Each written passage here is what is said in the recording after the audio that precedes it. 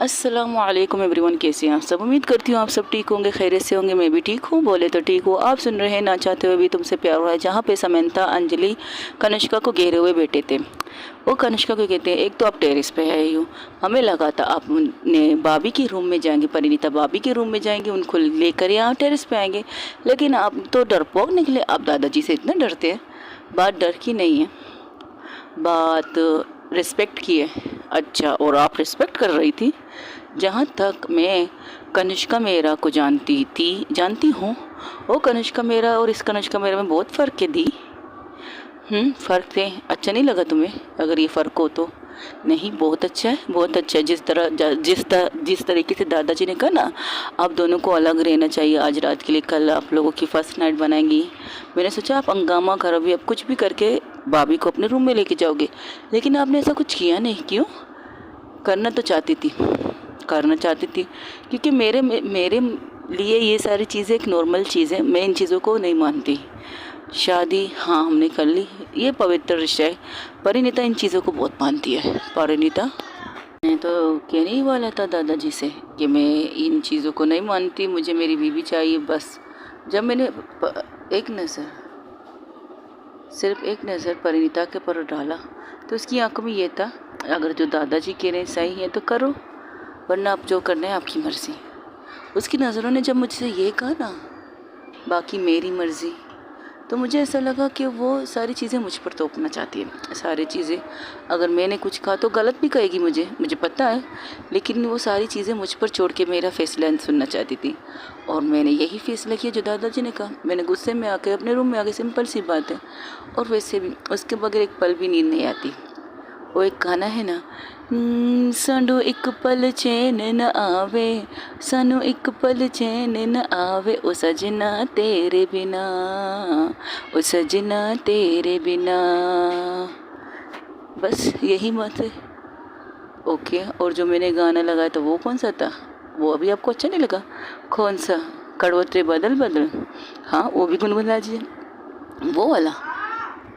करवटे बदल बदल, करवटे बदल बदल, रात कटती है दिल में, एल चल जाने मन, जाने मन, जाने मन, जाने मन। इस तरह तो रात के ऊपर बहुत से गाने हैं।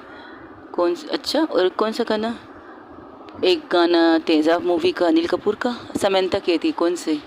अरे वही ये गाना ना तेजाब का, सो गया ये जहां, सो गया आसमां, सो गई ये जहां, सो गया आसमां, सो गई ये सारी मंजिलें, ये सारी मंजिलें, सो गया है रास्ता।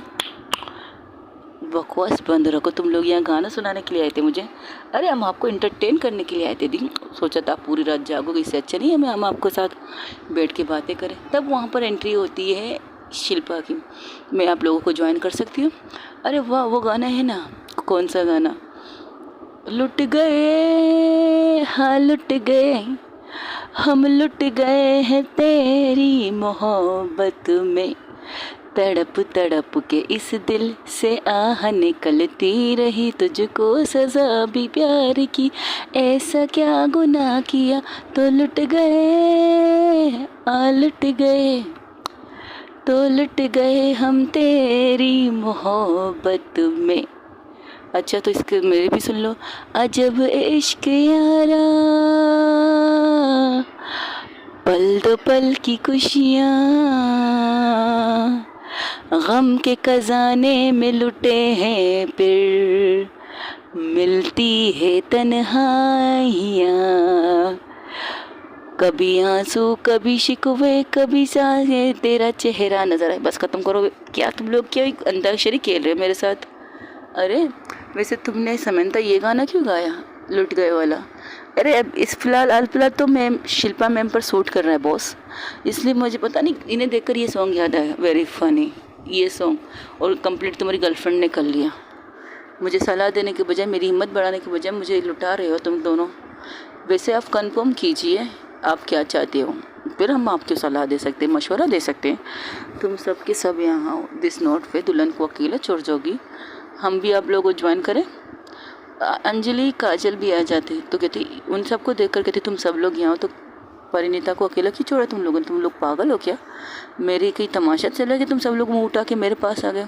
अरे अरे हमें तो परिणीता ने कहा था कि आपके पास जाओ, आप उदास ना हो, वो कुछ सुकून से सो जाएगी, क्योंकि हमें नींद नहीं आ रहा था ना, उसके सामने बैठ के हम ऊट पटंग वाली बातें कर रहे थे। तो उन्होंने एक कहा, जो अपनी मोहब्बत से सबसे ज़्यादा मोहब्बत करती है वो शराफत से जाके कनिष्का को कंपनी दे दे। तो फिर क्या था, हम आ गए आपको कंपनी देने के लिए, क्योंकि हम एक दूसरे से बहुत प्यार करते हैं ना। तुम लोगों को सच कह रहे हो कि परिणीता ने तुम्हें ये सब करने के लिए कहा, या तुम लोग अपनी मर्ज़ी से आए हो तुम? अरे आप अगर चाहे तो फ़ोन करके पूछ लीजिए, हमें कोई इतराज़ नहीं। अच्छा तो वो नहीं आई है? वो कौन, दादाजी? वो तो सो रहे हैं। नहीं वो अरे अंकल आंटी वो तो सब सो रहे हैं भाई।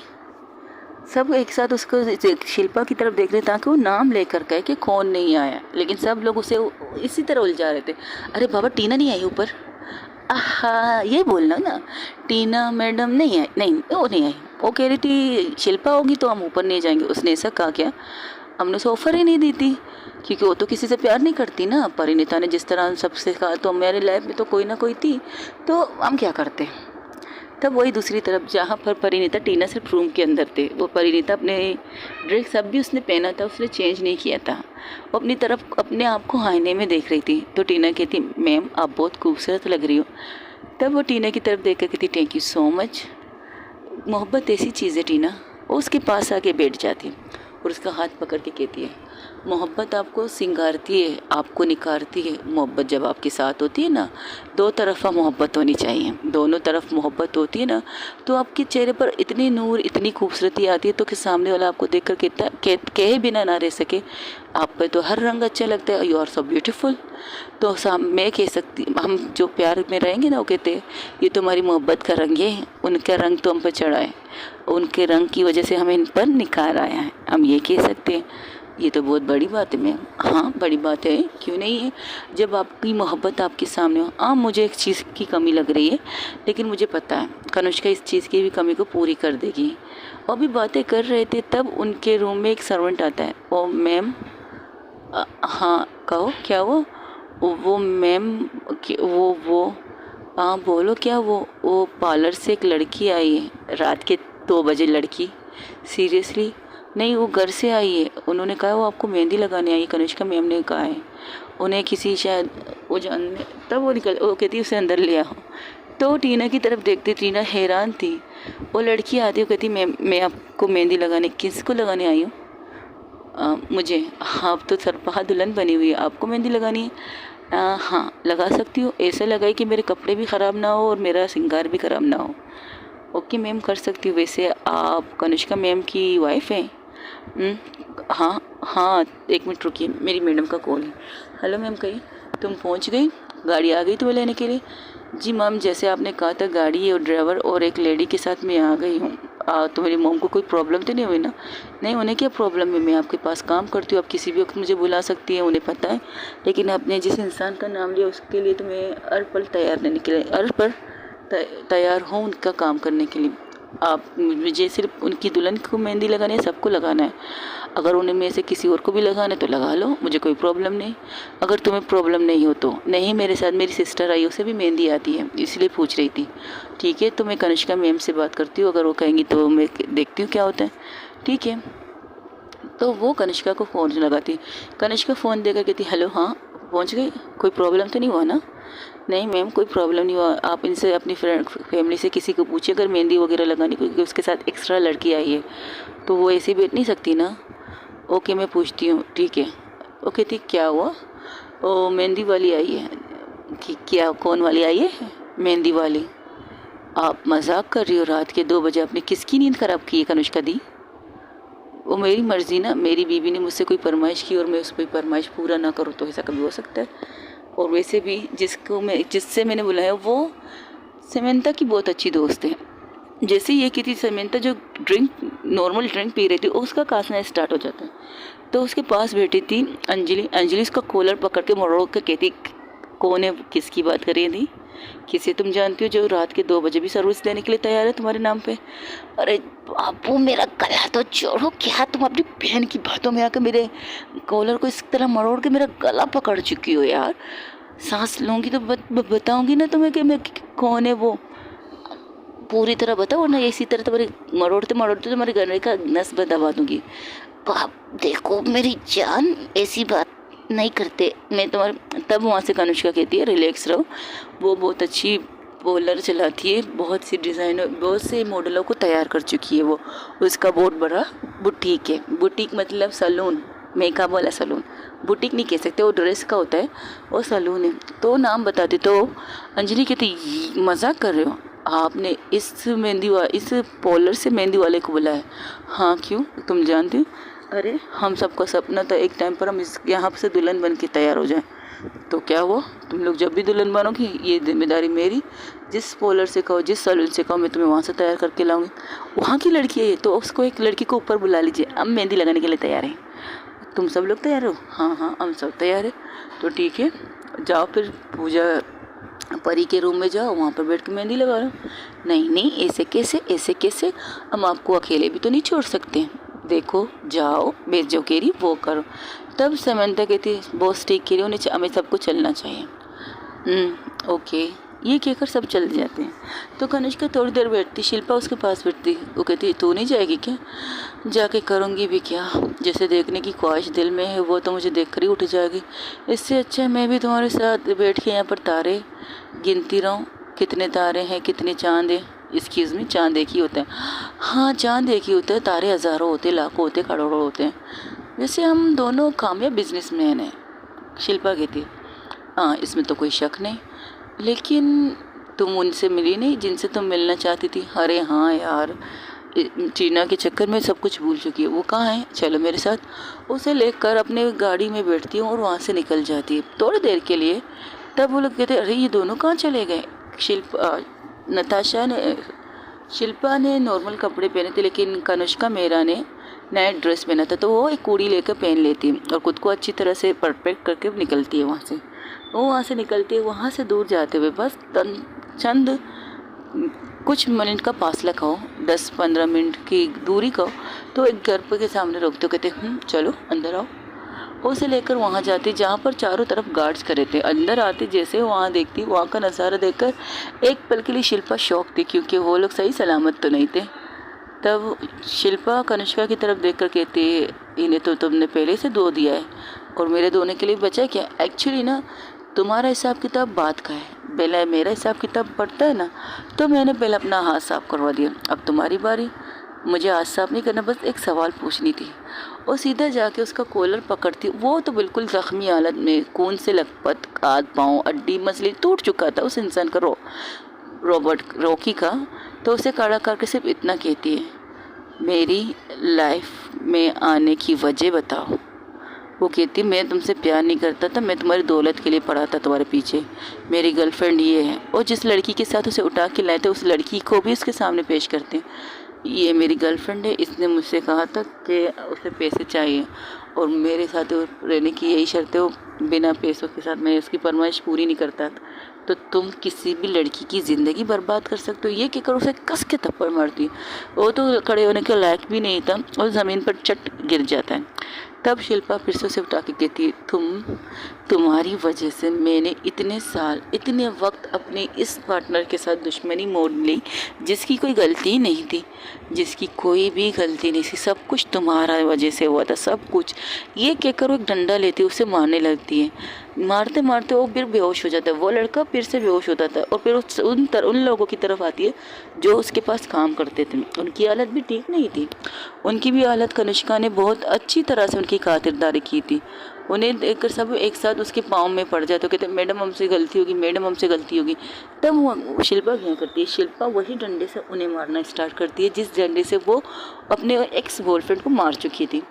तो वो कहती है तुम खा मेरे रहे थे, पैसे मैं तुम्हें देती थी, कपड़े तुम मेरे पैसे से खरीद के पहनते थे और तुम वफादार किसी और के हो गए। ठीक कहते लोग, ज़्यादा पैसे से ना लोगों की दिमाग ख़राब हो जाता है। और तुम जैसे लोग कमीने लोग होते हो और तुम लोग ईमानदारी जानते ही नहीं हो। ये कहकर खूब उन्हें मारती। तब कनिष्का कहती बस भी करो, अब इनकी खातिरदारी आदि बाद में मेरे लोग कर लेंगे। तुम्हें ये लानत है, तुम्हारे थोड़ा सा दिल का जो दर्द ज़ख्म था, गुस्सा था, उसे कम करना था। अब तुम रिलैक्स हो। तुम्हें कैसे पता मुझे गुस्सा आ रहा है? हाँ, तुम्हें थोड़ा गुस्सा तो तुम्हें बहुत आ रहा है। तुम इसकी जान तक भी लेने के लिए तैयार हो, लेकिन इनके जान लेने से कोई फ़ायदा नहीं होगा। पता है क्यों? क्योंकि अगर तुमने इनकी जान ली ना तो प्रॉब्लम ये होगी कि तुम्हारा गुस्सा तुम्हें जेल में पहुंचा देगा, अगर ये इनमें से कोई भी मरा तो। अब ये लोग सज़ा काटेंगे आराम से। जब तक तुम चाहो ये मेरे मेहमान बन के रहेंगे, तब तक ये मेरे मेहमान बन के रहेंगे। जिस दिन तुमने कहा मैं इन्हें छोड़ दूँ, पुलिस के हवाले कर दूँ, उसी दिन मैं उसी वक्त पुलिस के हवाले कर दूँ। और केस मैं बताती हूँ कैसे कैसे केस इन पर जान लें, यहाँ के या वहाँ के। आई थिंक वही के ज़्यादा अच्छे रहेंगे, क्योंकि यहाँ पर तो पैसे सब कुछ बोलता है। ओके, जैसे तुम्हारा हुक्म। वो उनको इशारा कर देती है। तब वो वहाँ से निकल आती तो कहते अब बताओ, इतने नज़दीक थे तो पैदल भी तो आ सकते थे। मेरे कपड़ों को देखा है, मैं नाइट ड्रेस पहना है और मैं नाइट ड्रेस पहन के चहल कदम तो नहीं कर सकती। हाँ, ये बात भी है। तो बैठो गाड़ी में, फिर से चलते अपनी मंजिल की तरफ। घर जाके करना क्या है? तुम्हारी वाली तो मेहंदी लगा रही है तुमसे पर्दे में, और तुम्हारी वाली तुमसे नाराज़ है। तुम्हें नहीं लगता तुम्हें उसे मना लेना चाहिए? पहले मुझे तो खुद को कंफर्म करने दो कि आई लव हर। अच्छा, अब भी तुम कंफर्म नहीं हो तो ये बहुत बड़ी बीमारी है बेटा, तू जाके कंफर्म कर, मैं तो चली घर। ये कहकर वो गाड़ी में बैठ जाती तो वो भी उसके साथ बैठ जाती। कहती थैंक यू सो मच मुझे सही रास्ता दिखाने के। अरे ये रास्ता तो मैं तुम्हें पहले भी दिखा सकती थी, लेकिन क्या है ना, वो कहते हैं ना, जब तक खुद पर ना गुजरे तो किसी के दर्द का एहसास नहीं होता।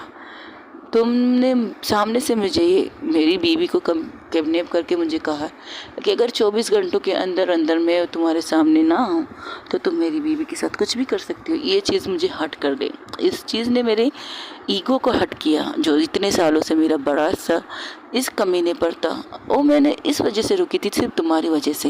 लेकिन तुम्हारे सामने इसकी असलियत ला के मैं इसको इतना अच्छी तरह से समझाने चाहती थी, जितनी अच्छी तरह से अब थोड़ा समझाया, अभी और बात समझना बाकी है। ये कहते कहते वो अपने उसी फार्म हाउस पर फिर से पहुंच जाते। फार्म हाउस पे पहुंचते वो सीधा टेरेस पर आते। वो कहती है टेरेस पर आने की वजह, रूम में जाने का दिल नहीं कर रहा। होटल वाले रूम, अच्छा तुम्हारे होटल का क्या हुआ? हाँ, किसी और का हनीमून स्वीट बना दिया मैंने। रही बात अब हमारी, बैठ के तारे गिनते हैं। ओके, तो कोई म्यूज़िक सुनो, ड्रिंक। अच्छा, तुम शराब पीना चाहते हो? तब वहाँ पर उन्हें महसूस होता है कोई उनके पीछे बैठी है।